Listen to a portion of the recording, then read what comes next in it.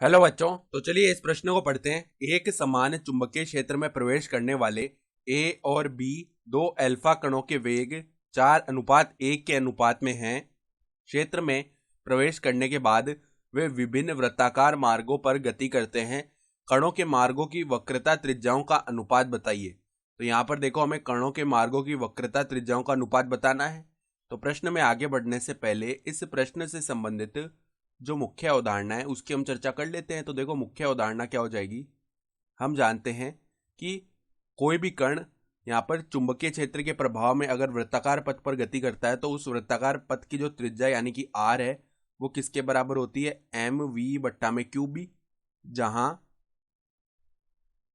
जहां आर जो है वो क्या है, वृत्ताकार पथ की त्रिज्या। वृत्ताकार पथ की त्रिज्या, वृत्ताकार पथ की त्रिज्या एम क्या है, एम यानी कि है कण का वेग, कण का द्रव्यमान, वेग नहीं, कण का द्रव्यमान। सही है। फिर देखो v क्या है, कण का वेग, कण का वेग। फिर q यानी कि क्या है, कण पर आवेश, कण पर उपस्थित आवेश, कण पर उपस्थित आवेश। और हमारे पास में b क्या है, b है चुंबकीय क्षेत्र की तीव्रता, चुंबकीय क्षेत्र की तीव्रता। ठीक है। तो ये हमारे पास उस वृत्ताकार पथ की त्रिज्या का सूत्र होता है। तो अब देखो, हमें बताया हुआ है कि वेगों का अनुपात तो दिया हुआ है दोनों अल्फा कणों के लिए। तो जो अल्फा कण ए के लिए वेग है उसे हमने वी ए बोल दिया। तो वी ए अनुपात वी बी, ये हमें क्या दिया हुआ है, 4:1 दिया हुआ है। ठीक है। तो अब दोनों के वक्रता त्रिज्याओं का अनुपात बताएंगे, यानी कि आर ए बट्टा में आर बी लिखना है। तो देखो, पहले आर ए लिखेंगे ना इस सूत्र का प्रयोग करके।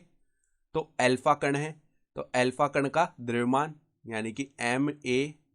फिर देखो वी ए, यानी पहले अल्फा कण के लिए लिख रहे हैं, बट्टा में क्यू ए, और चुंबकीय क्षेत्र तो समान है तो बी लिख दिया। फिर बट्टा में देखो दूसरे अल्फा कण के लिए एम बी, वी बी बट्टा में क्यू बी गुणा में बी। तो देखो बी से तो बी हो गया विभाजित। फिर देखो दोनों अल्फा कण है तो दोनों के द्रव्यमान भी बराबर होंगे। यहाँ पर एम ए बराबर एम बी होगा और दोनों के आवेश भी बराबर होंगे क्योंकि दोनों अल्फा कण ही तो है। तो क्यू ए बराबर क्यू बी। तो ऐसा करने से क्या होगा, एम ए एम बी से आपस में विभाजित होगा और क्यू ए क्यू बी से विभाजित होगा। तो इसका मान वी ए बट्टा वी बी के बराबर आ जाएगा।